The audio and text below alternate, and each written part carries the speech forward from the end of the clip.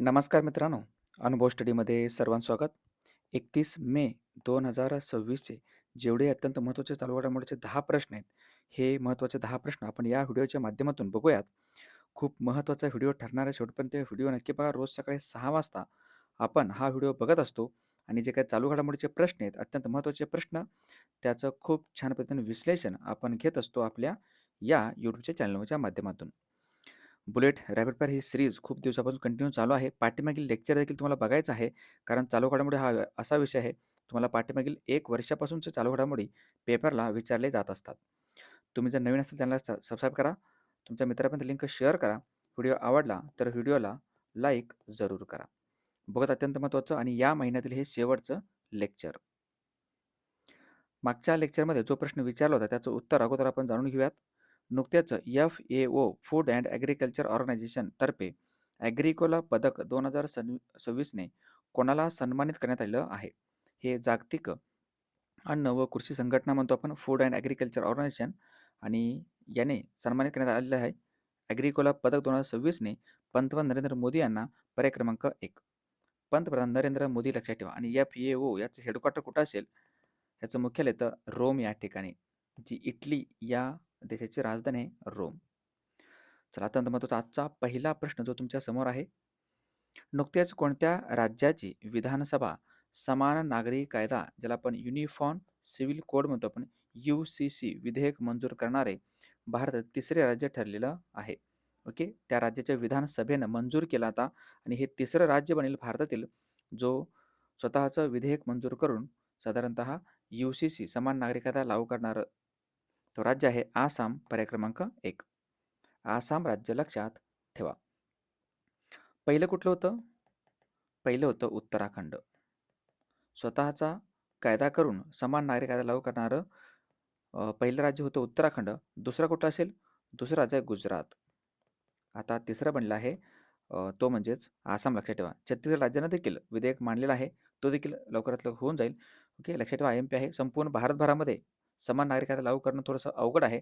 परंतु राज्याला, त्या राज्याला अधिकार आहेत दिलेले संविधानाने, की ते राज्य समान नागरी कायदा लागू करू शकतात. अशा पद्धतीने ते समान नागरी कायदा लागू करत आहेत. आणि टोटल सध्या जर विचारलं तर संपूर्ण भारतामध्ये 4 राज्य असे आहेत, ज्या राज्यांमध्ये समान नागरी कायदा लागू आहे. ओके. स्वातंत्र्यापूर्वीपासूनच गोवा या राज्यामध्ये ऑलरेडी लागू आहे. गोवा आहे. त्यानंतर उत्तराखंड, गुजरात आणि आता आसाम हा राज्य बनला आहे. एकूणामध्ये चौथावं म्हणा किंवा स्वतःचा नागरी कायदा संमत करून असेल तर ते आहे तिसरा राज्य. आसाम IMP आहे. मग विवाह, घटस्फोट, वारसा हक्क आणि लिव्ह इन रिलेशनशिप जे आहेत, सहजीवन म्हणतो आपण, यासंबंधी सर्व समुदायांमध्ये एक समान कायदेशीर चौकट प्रस्थापित करणारा हा कायदा भारतीय राज्यघटनेच्या कलम 44 मध्ये येतं. लक्षात ठेवा. त्यानंतर बहुपत्नीत्वावर बंदी घालते, विवाहाचे कायदेशीर वय प्रमाणित करते, मुलींना समान मालमत्ता हक्क सुनिश्चित करते आणि विवाह तसेच लिव्ह इन पार्टनरशिप या दोन्हीची शासकीय नोंदणी अनिवार्य करते. हा जो काही कायदा आहे तो कायदा समान नागरी कायदा. आणि ह्याच्यामध्ये विशेष काय सूट देण्यात आली आहे? पारंपरिक आदिवासी चालीरीती आणि सुरक्षा उपायांचे संरक्षण करण्यासाठी अनुसूचित जमातींना, म्हणजे जे ST कॅटेगरीच्या, ह्याच्यामधून वगळण्यात आलेलं आहे. हे खूप महत्त्वाचं पॉईंट लक्षात ठेवा. आसाम राज्य. मग आसाम राज्याविषयी थोडीशी माहिती जी एक्स्ट्रा आहे ते आपण बघून घेऊयात. राजधानी आहे दिसपूर आसामची. त्यानंतर मुख्यमंत्री आहेत हेमंता बिश्व शर्मा, राज्यपाल आहेत लक्ष्मण प्रसाद आचार्य, विधानसभा सदस्य संख्या आहे 126, लोकसभा सदस्य संख्या 14 आहे, राज्यसभा सदस्य 7 आहेत, उच्च न्यायालय गुवाहाटी या ठिकाणी आहे आसाम राज्याचं. आणि आसाम राज्यामध्ये राष्ट्रीय उद्यान आहेत काझीरंगा, मानस, दिब्रू सायखोवा, नामेरी, ओरांग, धिंग पटकई आणि रायमोना. काझीरंगा व मानस हे जे दोन्ही राष्ट्रीय उद्यान आहेत, हे राष्ट्रीय उद्यान एक सिंगी जो गेंडा आहे, या एक सिंगी गेंड्यासाठी खूप प्रसिद्ध आहेत. लक्षात ठेवा. आसाम राज्य. आसाममध्ये आसाममधून ब्रह्मपुत्र नदी देखील वाहते, ज्याला आसामचे दुःखाश्रू असे म्हणतो आपण. आसामचे दुःखाश्रू कोणत्या नदीला म्हणतात? तर नदी आहे ब्रह्मपुत्रा नदी. दुसरा प्रश्न. नुकत्याच 79व्या वर्षी निधन झालेले राजा रणधीर सिंग यांचा संबंध हा कोणत्या खेळाशी आहे? हे पंजाब या राज्याचे होते. पंजाबमध्ये जबरदस्त प्लेयर होते. 5 वेळा ऑलिम्पिकमध्ये ह्यांनी सहभागी घेतलेला आहे भारताकडून. आणि यांचं वयाच्या 79 वर्षी नुकतंच निधन झालेलं आहे. हे होते प्रसिद्ध नेमबाज. पर्याय क्रमांक 2. नेमबाज याला तुम्ही शूटिंग असंही म्हणू शकता. शूटिंग लक्षात ठेवा IMP आहे.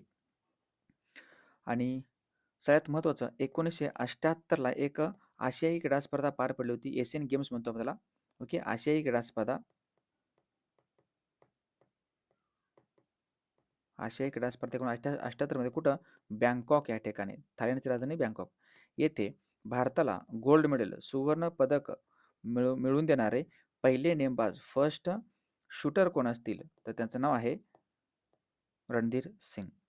कळालं? म्हणजे आशियाई क्रीडा स्पर्धेमध्ये पहिल्यांदा भारताला गोल्ड मेडल कोणी मिळवून दिलं असेल शूटिंग या खेळामध्ये? तर ते येतं हेच व्यक्तिमत्व ट्रॅप या प्रकारामध्ये, पुरुषांच्या ट्रॅप या प्रकारामध्ये रणधीर सिंग. नेमबाज येतं. लक्षात ठेवा 5 वेळा यांनी ऑलिम्पिकमध्ये भारताचं प्रतिनिधित्व देखील केलेलं होतं. आणि निधन झालेले आहेत त्यांच्यावरती थोडंसं एक आपण नजर टाकूयात. वयाच्या 87व्या वर्षी निधन झालेले विजयपथ सिंघानिया हे कोणत्या कंपनीशी संबंधित होते? हे होते रेमंड कंपनी. नुकतेच निधन झालेले चंद्रिका प्रसाद संतोखी हे कोणत्या देशाचे राष्ट्रपती होते? हे होते सुरिनामचे राष्ट्रपती. प्रसिद्ध गायिका आशा भोसले यांचं निधन झाले 12 एप्रिल रोजी वयाच्या 92 वर्षी. नुकतेच वयाच्या 94 वर्षी निधन झालेले खासदार गोपाळराव पाटील हे प्रसिद्ध कोण होते? हे होते प्रसिद्ध बालरोग तज्ज्ञ. पुढचा प्रश्न तिसरा.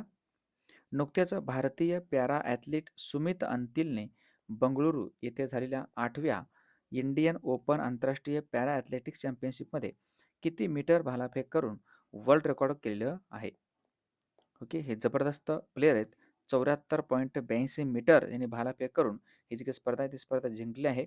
74 पॉईंट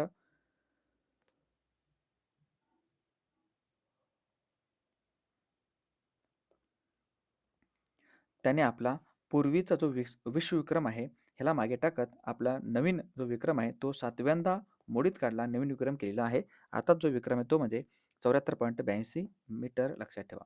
पूर्वी होतं 73.29 मीटर. आणि मग राष्ट्रीय भालाफेक दिन हा कधी साजरा केला जात असतो? राष्ट्रीय भालाफेक दिन हा कधी असतो? ज्यात तुम्ही सांगायचं कमेंट बॉक्समध्ये. ओके, राष्ट्रीय भालाफेक दिन कधी असतो? ज्या दिवशी 2021 मध्ये नीरज चोप्राने भालाफेक करून ऑलिम्पिकमध्ये, टोकियो ऑलिम्पिकमध्ये गोल्ड मेडल जिंकलं होतं. तो दिवस कोणता आहे सांगायचं आहे. सुमित अंतिलचा हा नवा विक्रम 74.82 मीटर.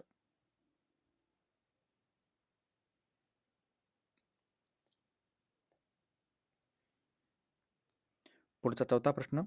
दरवर्षी संयुक्त राष्ट्र शांतता सैनिकांचा आंतरराष्ट्रीय दिवस हा कधी साजरा केला जात असतो? हा जो दिवस आहे तो 29 मेला असतो. पर्याय क्रमांक 2 लक्षात ठेवा.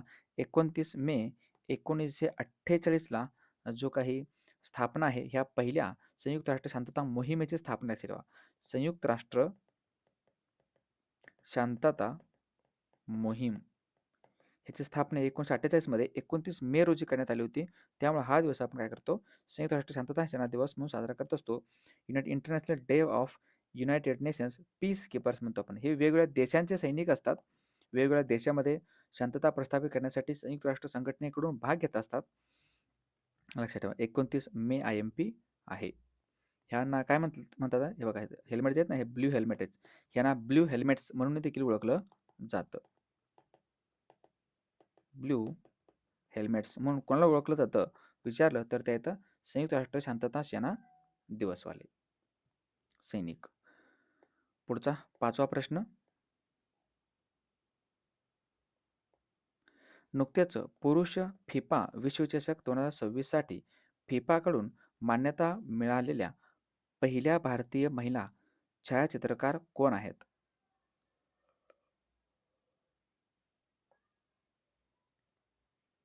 हे फोटोग्राफर आहेत आणि पुरुषांचं फिफाचं वर्ल्ड कप 2026 मध्ये होणार आहे. 3 देशामध्ये अमेरिका, मेक्सिको आणि कॅनडा. ह्या 3 देशामध्ये फिफाचं वर्ल्ड कप होणार आहे 2026 मध्ये. आता गीतिका तालुकदार ओके ज्या आसामच्या आहेत, गीतिका तालुकदार हे बनले आहेत फिफाचं महिलांचं बेस्ट छायाचित्रकार भारताकडून. ओके, त्यांना आता म्हणजे परमिशन भेटली आहे फिफाकडून, की बाबा आता तुम्ही छायाचित्रण करू शकता ह्या वर्ल्ड कपच्या दरम्यान. गीतिका तालुकदार लक्षात ठेवा फिफाचं वर्ल्ड कप IMP आहे. फिफाचा 2022चा जो वर्ल्ड कप पार पडला होता, तो कतारची राजधानी दोहा ह्या ठिकाणी पार पडला होता, ज्याच्यामध्ये अर्जेंटिनानं फ्रान्सला हरवून जिंकलेलं होतं विश्वविजेता. 2026 आता लक्षात ठेवा अमेरिका, मेक्सिको आणि कॅनडा. आणि एक छोटीशी विनंती ते म्हणजेच शिवराज्याभिषेक दिनाच्या निमित्ताने आपण 1 जून ते 6 जून दरम्यान अनुभवस्तूचा ॲप आहे. ह्या ॲप्लिकेशनवर तुम्हाला भरघोस अशी सूट ठेवली आहे. नक्कीच तुम्ही घेऊ शकता ही सूट. या सूटचा फायदा घ्या आणि तुम्हाला कुपन कोड वापरायचा आहे स्वराज्य 50 नावाचं. जिथं असेल ऑटोमॅटिक येईल तुम्हाला. बघून घ्या. जरी काय अडचण आली तर ह्या नंबरला मला WhatsAppला मेसेज करा. कोणतेही कोर्स घ्या तुम्हाला भरघोस 50% सूट भेटणार आहे. आपल्या अनुभवस्तूच्या ॲप्लिकेशनवर लक्षात ठेवा. पुढचा प्रश्न. नुकतेच केवळ आपल्या हातांच्या सहाय्याने आणि कृत्रिम पायांशिवाय एव्हरेस्ट सर करणारे इतिहासातील पहिले दुहेरी अपंग व्यक्तिमत्व कोण ठरलेले आहेत? म्हणजे पाय नाहीत ह्यांना दोन्ही पण. ओके. फक्त हाताच्या सहाय्याने ह्यांनी माउंट एव्हरेस्ट शिखर सर केलेत. लक्षात ठेवा. कृत्रिम पाय पण बसवून घेतलेले नाहीत. हे खूप महत्त्वाचं आहे. ओके. हे व्यक्ती आहेत रुस्तम नाबियेव, पर्याय क्रमांक 4. रुस्तम नाबियोव जेव्हा 2015मध्ये हे लष्करी बॅरेकमध्ये होते. इमारतीमध्ये झोपलेले असताना ती इमारत कोसळल्यामुळे इमारत पडल्यामुळे यांचं दोन्ही पाय गेलेले आहेत. पण तरी त्यांनी जिद्द हरली नाही आणि एक नवीन विक्रम त्यांनी केले आहेत. असे करण्यात ते पहिले व्यक्तिमत्व संपूर्ण जगातील बनलेले आहेत.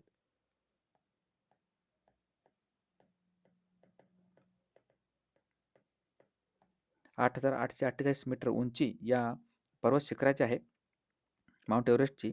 आणि पहिली भारतीय महिला कोण असते? पहिली दिव्यांग व्यक्ती एव्हरेस्ट शिखर सर करणारी पहिली दिव्यांग महिला भारताच्या कोण असतील? त्यांचं नाव आहे अरुणिमा सिन्हा.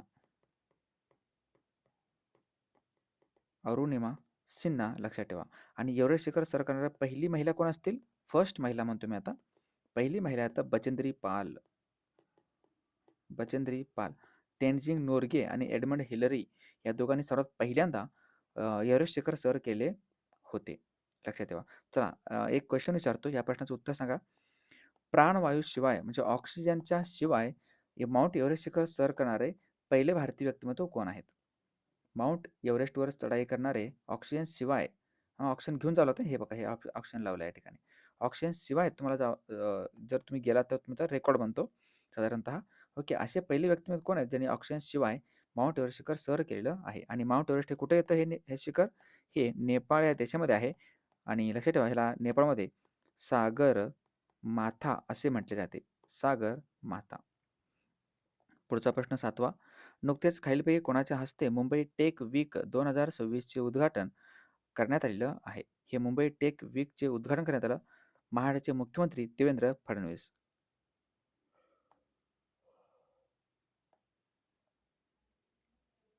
आणि सध्या भारताचे उपराष्ट्रपती कोण असतील? भारताचे उपराष्ट्रपती आता CP राधाकृष्ण जे महाराष्ट्राचे एकेकाळी राज्यपाल होते. मिलिंद साठे हे महाराष्ट्राचे महाधिवक्ता आहेत. लक्षात ठेवा. महाराष्ट्राचे महाधिवक्ता सध्या कोण असतील? त्यांचं नाव आहे मिलिंद साठे. आणि जिष्णू देववर्मा हे महाराष्ट्राचे राज्यपाल आहेत. Mumbai take weak 2026. 8वा प्रश्न पुढचा. नुकतेच राष्ट्रपती द्रौपदी मुर्मू यांनी खालीलपैकी कोणत्या राज्याच्या पोलीस दलाला निशान म्हणून ओळखला जाणारा जो प्रेसिडेन्स पोलीस कलरने सन्मानित केलेलं आहे? हे प्रेसिडेन्स पोलीस कलरने सन्मानित होणारं संपूर्ण भारतातील साधारणतः 15वे राज्य आहे. 15वे राज्य आहे. आणि नॉर्थ ईस्ट ईशान्य भारतातील हे ईशान्य जर भारत म्हटलं ईशान्य भारतामधील हे तिसरे राज्य बनलं आहे. राज्याचं नाव आहे सिक्कीम. ईशान्य भारतातील तिसरे राज्य आणि एकूणामध्ये 15वे राज्य बनलेलं आहे. लक्षात ठेवा. ओके. निशान म्हणून देखील ह्याला ओळखलं जातं. याला महाराष्ट्राला पण हा जो पुरस्कार आहे तो प्रेसिडेंट पोलीस कलर हाच 1961मध्ये भेटलेला होता. राष्ट्रपती द्रौपदी मुर्मू आहेत सध्याचे घडला आपले भारताचे राष्ट्रपती. सिक्कीम राज्य. मग सिक्कीम राज्याविषयी 2-3 पॉईंट आपण चर्चा करूयात. राजधानी गंगटोक आहे. मुख्यमंत्री प्रेमसिंग तमांग आहेत. राज्यपाल ओमप्रकाश माथुर. विधानसभा सदस्य संख्या 32 आहे. लोकसभा सदस्य 1 आहे. राज्य पक्षी रक्त तितर आहे. राज्य प्राणी आहे रेड पांडा. राज्य मासा आहे कॉपर महासीर.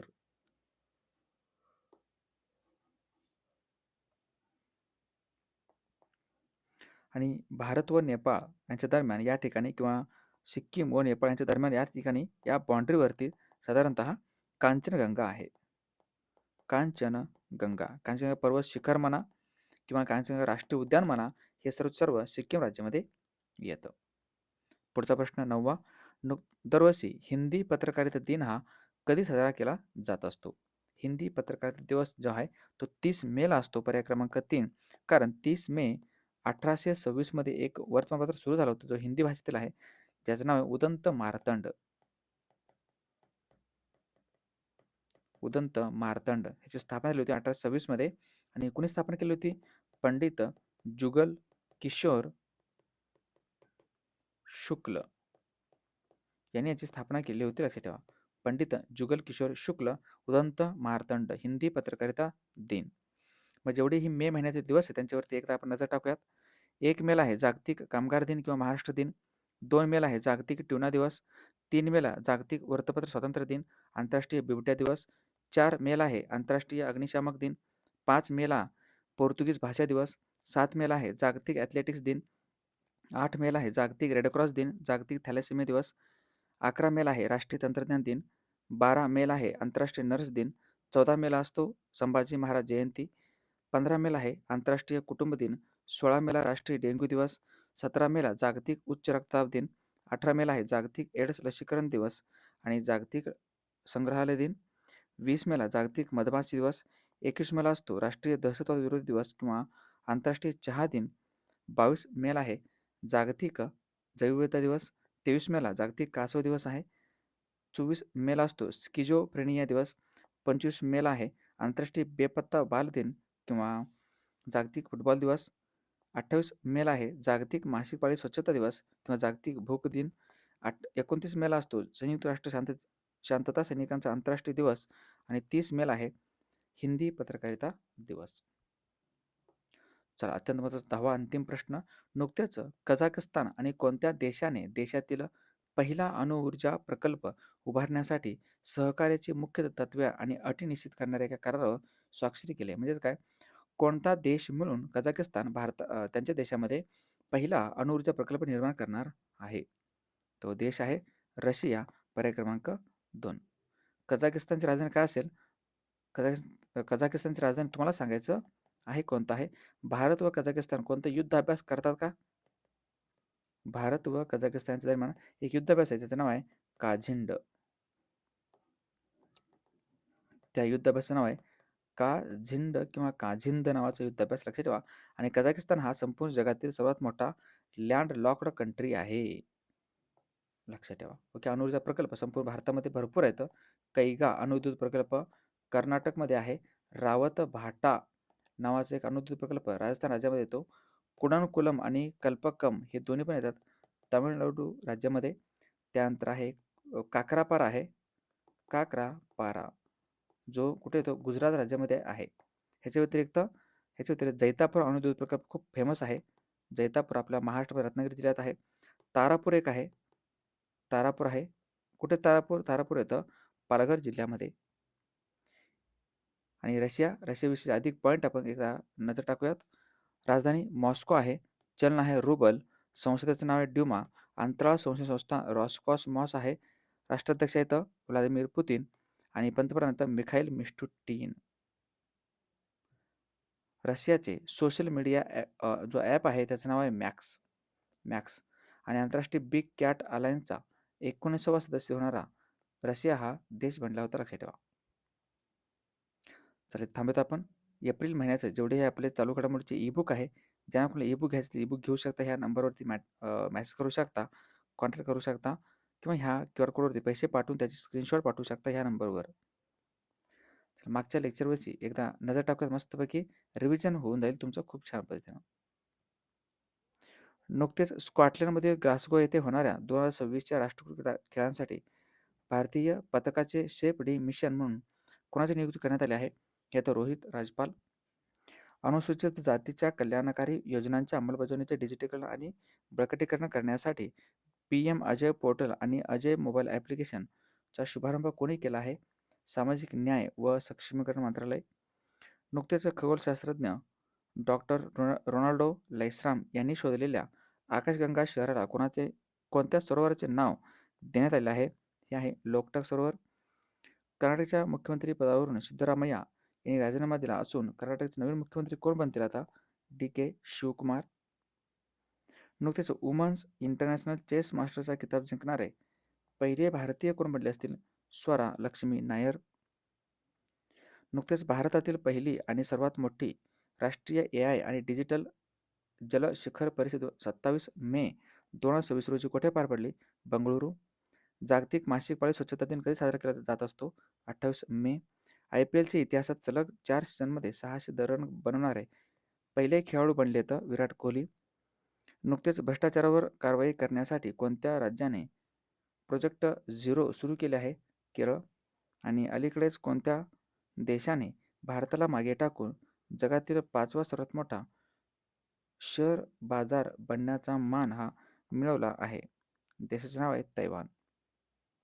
चालेल, थांबूयात आपण. या प्रश्नाचं उत्तर सर्वांनी कमेंट बॉक्समध्ये द्यायचं आहे. नुकतेच इंडियन सुपर लीग 2026चे चॅम्पियन कोणता संघ बनला आहे? ऑप्शन तुमच्या समोर आहे, उत्तरं नक्कीच द्या. आणि इथं थांबूयात आपण. व्हिडिओ कसा वाटला नक्कीच सांगा. अजून आपला अनुभूष्टीचा ॲप आहे, ॲप इन्स्टॉल केलं ॲप्लिकेशन इन्स्टॉल करून ठेवा. या ठिकाणी स्कॅन करून ॲप घेऊ शकता. या ठिकाणी स्कॅन करून तुम्ही टेलिग्राम चॅनल पण जॉईन करू शकता. ओके, इंस्टाग्राम आहे, त्याला पण तुम्ही नक्कीच फॉलो करून ठेवा, जेणेकरून त्या ठिकाणी मी रोज तुम्हाला चालू घडामोडी पाठवत असतो. चला, तर व्हिडिओ शेवटपर्यंत बघितल्याबद्दल धन्यवाद. याला शेअर करा, लाईक करा आणि नवीन असाल तर चॅनलला सबस्क्राईब जरूर करा. थँक्यू. भेटू उद्या सकाळच्या नवीन महिन्याच्या लेक्चरमध्ये. तोपर्यंत पाहत राहा अनुभवश्री. थँक्यू. जय हिंद.